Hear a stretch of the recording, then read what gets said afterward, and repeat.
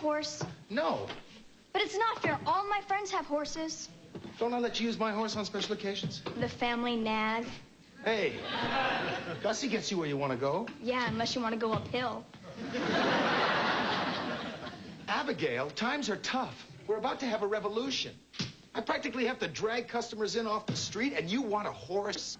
Uh-huh.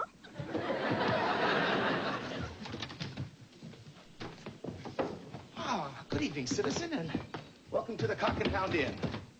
You'll be staying in Philadelphia long? Just the night. Just one night? Well, I know this is the city of brotherly love, but we have some pretty spirited sisters, too. I'll put you down for a week. The night. Father! Come quick! What is it, Eliza? What? It's the strand of my hair. It's not as flaxen as it used to be. But perhaps it's someone else's hair. Please, it's much more flaxen than anybody else's. You said you were staying the week. The night. The night. Did I tell you our weekly rate? I'm only staying the night. With all of this talk about revolution, Philadelphia is a very dangerous place to be. Revolution? Where? Here? It's the first I've heard of it. Well, sir, I placed your wager on when the shooting will start. I got you good odds at Tuesday at 9 o'clock. There isn't going to be any shooting. Oh, of course there is. That's how you start a revolution. Excuse me. Could you please ring for the bellman? Oh, of course. There you are, Bert. Well, it certainly seems every bit as flaxen as it was before. But it's not just my hair. It's my life. I want to get married. I want to live in a big house with lots and lots of servants who will skim the scum off my hot milk bath. Eliza, you have a very bad habit of interrupting If you don't me do the moment something about Maud soon, I'm never getting married. Of course you will. Oh, why do I even talk to you? I don't know. Maud is the eldest, so I can't get married until she does. You're only 16. Mother was married and pregnant when she was 16. That was an accident. He means the marriage.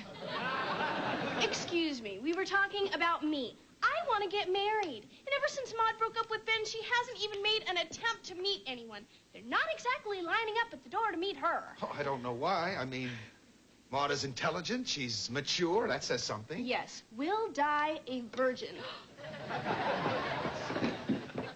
You know, Eliza's beginning to remind me more and more of that great aunt of yours that was hanged in Salem. Mother, Father, I have the most... This morning I became engaged. Oh, Maud, thank God. In a conversation with Deacon Pratt, who urged me to enter the library spelling bee. And I won. Are you pleased? Yes, of course we're pleased. We're just sorry that we weren't there to hear you spell. Mnemonic. What? M-N-E-M-O-N-I-C. It was my winning word. It refers to a memory-aiding device. Like, for instance, that pounding reminds me there's a customer out there dying for a beer.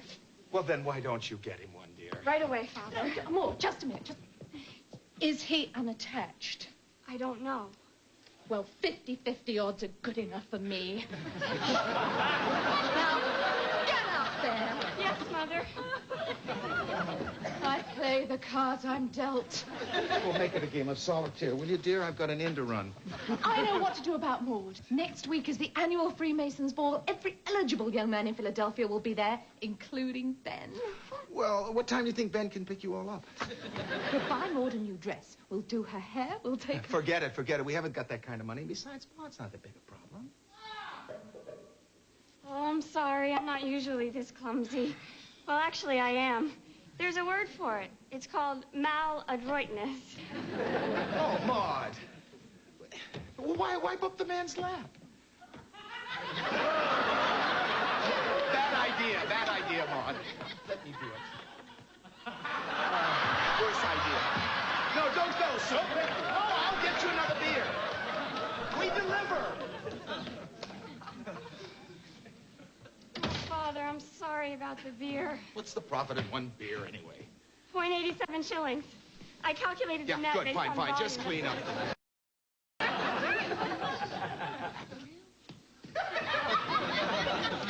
In the street, Abigail? Abby, it's Abby, Dad. Sir, I may not have much time. I'm a minute man. I could be shot at any moment. You got that right.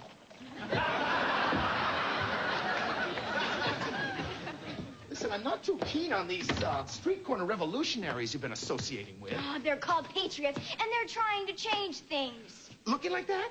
Dad, these are the 70s, not the 50s. Oh, sorry. What, you think because I'm your father I didn't take part in protests when I was young? It was our generation that came up with the slogan, no taxation without representation. Can I go do my homework now? I wish you would.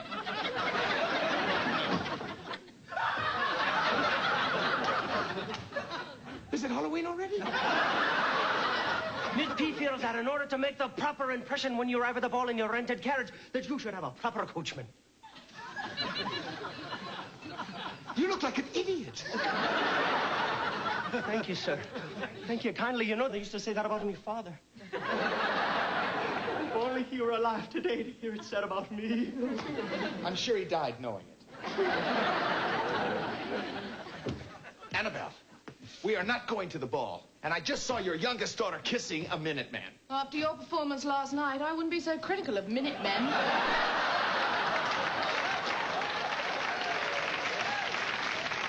I'm sorry, darling. I stand emasculated. And we are going to the ball. We are not going to the ball. You'll change your mind. Oh, no, I won't. Jeremy, you saw how Eliza acted. Abby's right behind her until Maud gets married and out of the house. Life around here is going to be living hell, and you won't like the heat. Oh, my God, I do not! You touched that! Dad, stop her! Now what is it? The governor just pulled up in his carriage. We are not letting him in here. Of course not. Where would he find a seat? He's British. The British are ruthless, cold-blooded tyrants. Well, maybe they're a little cranky. We did dump a lot of their tea. You don't like the British, do you, Father? Like them? I despise them. And those incompetent, ridiculous fools they send here to govern us. Ah, Governor Massingale, what an honor. And I might say, a pleasure to have you visit us. Proctor, are you kissing my bottom again? Well, of course I am, but if you're going to kiss bottom, why not kiss the best? I think I'm going to be sick. Well, then why don't you go upstairs and lie down, dear? Why don't you both go upstairs?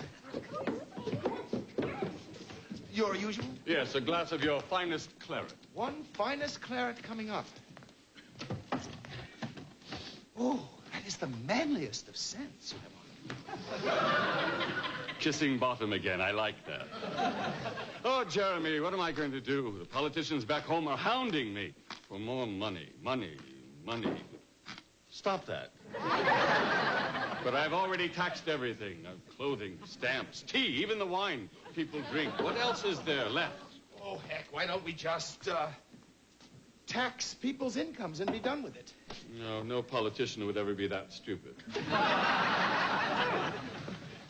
What are you doing? Why not tax candles?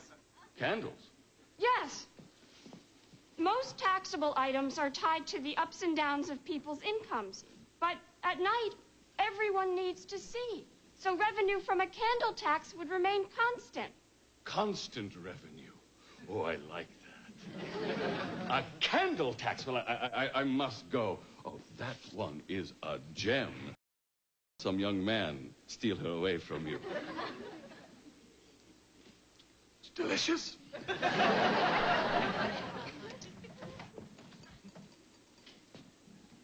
I just realized something. We use a lot of candles. Have any idea what this is going to cost me? Never mind. What's going on? Don't talk, just start blowing. You're compensating me for everything. What's that? I am not touching your stuff, are you? I am not touching anything. Alana, stop it. What are you doing? Putting on my makeup. There's must be 50 candles in here. And that doesn't count the one she used to wax her legs. Dad, now there's none left for me to take to the candlelight rally. What rally? The one against injustice everywhere. You mean like the face God gave you? That's it. I'm leaving. I cannot share a room with her anymore. Have a nice life. I want my own room. Well, you can't have your own room, young lady, and that... Can't have a room, can't have a horse. I was supposed to get Maud's room. And since Maud is never getting married, I'm gonna stay here in this room with you till we both grow old and die. Oh, you're already looking old.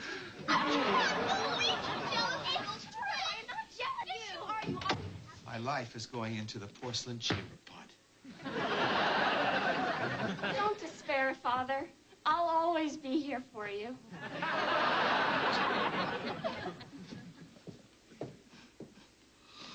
Oh. Oh.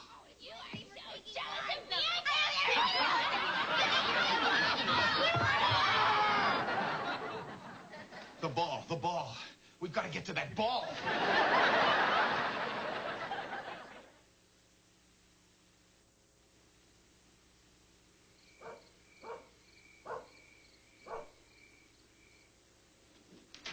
Jeremy, look, it's my old cotillion dress. It makes me feel like I was 18. Well, you can start feeling old again. We're not going. What? We can't afford it. We're broke. Oh, no, that's ridiculous. How can that be? Well, let's see. Well, now, here is a bill for a hat from Paris. I'm a Custis. Custises don't allow anything to touch their heads unless it's from France. Well, I must remember to find an old guillotine somewhere. It only cost £100. Only £100? Well, it was hurricane season. I mean, 37 sailors lost their lives bringing that hat across the ocean. I think it was a bargain. That's the great part about buying me a horse. Nobody has to die. Not now, Abigail. But you promised me a horse when I had the chicken pox. Don't twist my words. I promised you a chicken when you had the horse pox. Now I know what it feels like to be the oppressed subject of an unfeeling tyrant. Me too. Jeremy, we're just talking about a couple of measly tickets. No, we're talking about 5 tickets, and we have to get new dresses for the girls, and we can't take our regular coach. No, we'll have to have the stretch coach. And I don't know if it's permeated that female brain of yours yet, but have you got any idea what this is going to cost? Oh, I'm sorry, darling. Did you say something after blah, blah, blah, blah? Look, if you're so worried about the money, why don't you borrow some from George? Oh, I'm not borrowing money from George Washington. He's your brother-in-law. He looks down on me. So everyone does. He just keeps bringing up that old rumor. Oh, about you being a draft dodger during the French and Indian War. I told Canada on business. Of course you did, darling. I did, and I'm not crawling to George Washington, and that is that.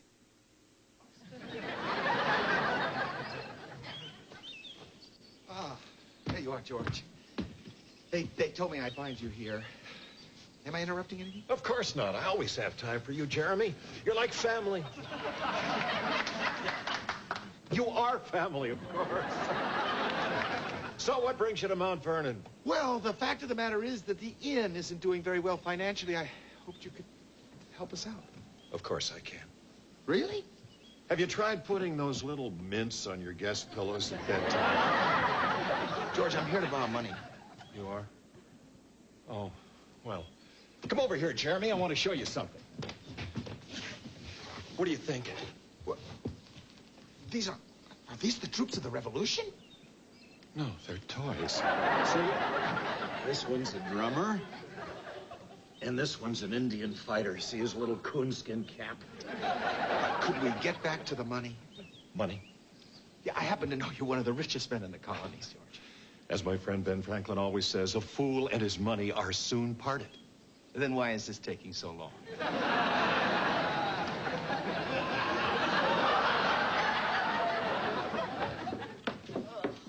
Eliza, I was thinking of wearing this to the ball. Do you like it? You're going to the ball? I would have thought a social event for society's finest would be against your revolutionary principles. Hey, a party's a party. Well, how did it go? Oh, terrific. Asked George for a loan, and he agreed. At 15% interest. Ah, so you didn't take the money. So I didn't take the money. And don't ask me to go back. I wouldn't take Washington money for all the tea in Boston Harbor. They're insufferable, greedy, social climbing snobs. You say that like it's bad. Mother, which fabric would make the best gown for the ball? Ball? What are you talking about? Oh, well, Jeremy, I assumed you'd find some way to bungle it, so I saw my sister Martha, who's in town today, shopping. Her husband likes her to look nice, and I borrowed the money.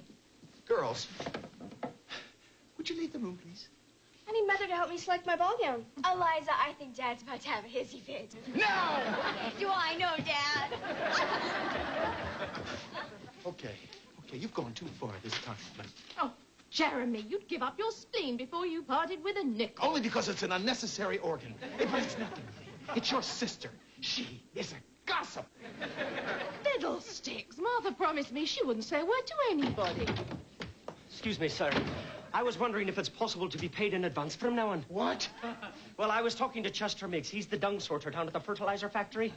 He said that the word on the street is that you had the missus go crawling to the Washingtons for money.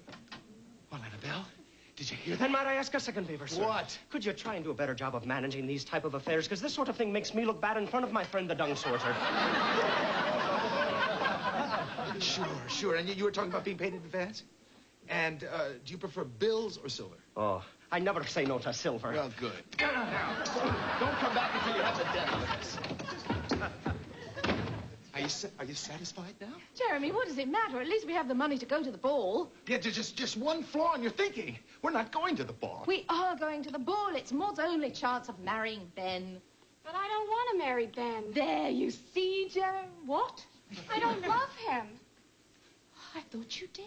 I never did. And if you just asked me how I felt in the first place instead of planning my life, you would have known that.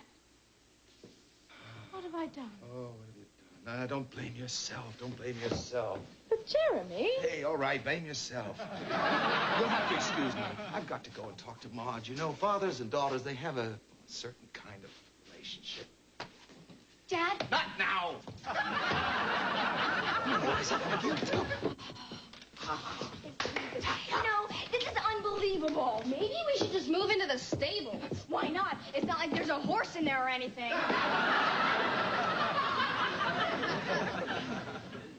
I'm sorry, Father. I should never have spoken like that to Mother. No, it's all right. She had it coming. Your mother should make more of an effort to find out how you feel, like I'm doing. So how do you feel? Terrible. Good. I'm glad we shared this time. Father, I'm sorry. I know you want me out of the house. No. I know you're afraid I'll never find a husband. No. I know the fact that I read upsets you. Well. I just don't want to marry someone I don't love. Then you shouldn't. Really? Really, this is your home. This is where you belong, Maud. And your mother and I only want you to leave when you find that man that you really love. Oh, Father, thank you. Oh, no, thank you. Thank you, because you reminded me the only reason to marry is love. I just wish somebody had given me that advice.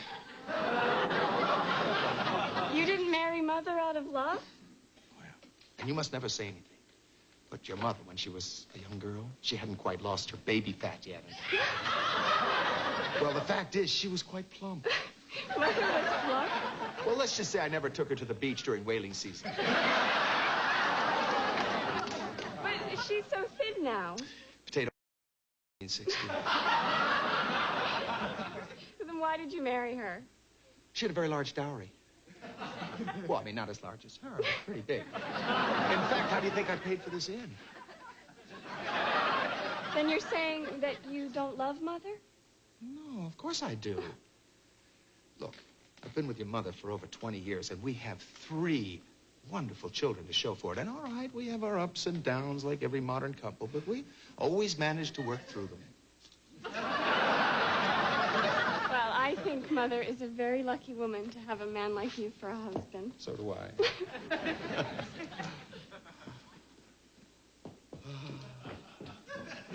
Whaling season.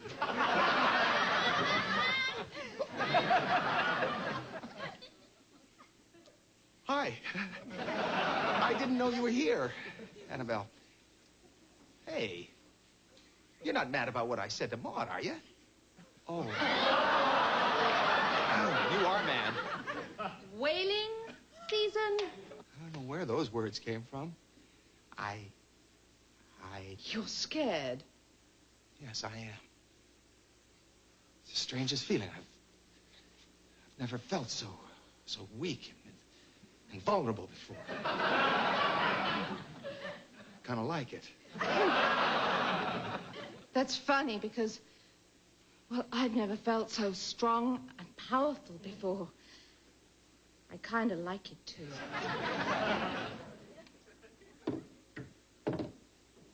What are you going to do? I'm going to take you upstairs before either one of us loses this feeling.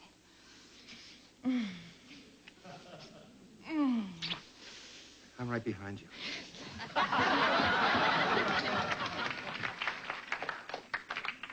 Now we have to leave the house? All right, you can have the damn horse.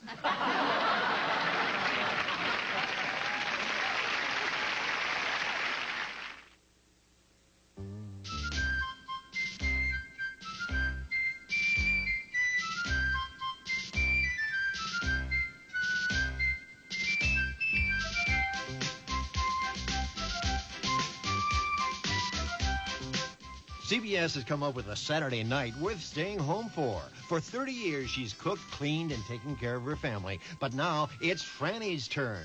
Followed by the critically acclaimed Brooklyn Bridge. Saturdays this fall on CBS. Now get ready for Academy Award nominee Sigourney Weaver in the network television premiere of Gorillas in the Mist. Next.